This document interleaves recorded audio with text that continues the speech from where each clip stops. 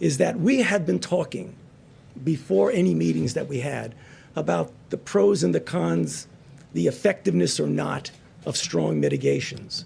So discussions were going on mostly among the medical people about what that would mean. Time that Dr. Birx and I went in and formally made a recommendation to the president to actually have a, quote, shutdown in the sense of not really shutdown, but to really have strong mitigation.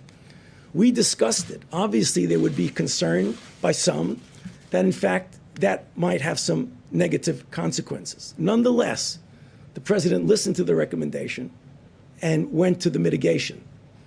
The next second time that I went with Dr. Birx into the president and said, 15 days are not enough. We need to go 30 days. Obviously, there were people who had a problem with that because of the potential secondary effects. Nonetheless, at that time, the president went with the health recommendations, and we extended it another 30 days. So I could only tell you what I know and what my recommendations were. But clearly, as happens all the time, there were interpretations of that response to a hypothetical question that I just thought it would be very nice for me to clarify because I didn't have the chance to clarify. Thank you. The date on that. Excuse me? The date.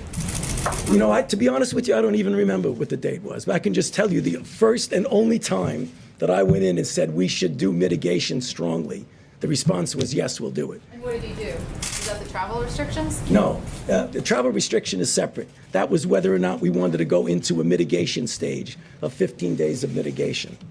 The travel was another recommendation. When we went in and said, we probably should be doing that, and the answer was yes. And then another time was we should do it with Europe, and the answer was yes. And the next time we should do it with the UK, and the answer was yes.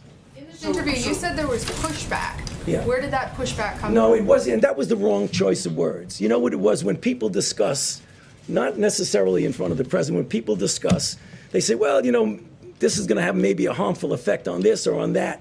So it was a poor choice of words. There wasn't anybody saying, no, you shouldn't do that. Are you doing this voluntarily, or did No, the president? I'm doing it. Everything I do is voluntarily. Please, don't even imply that. So, Mr. President, the question is...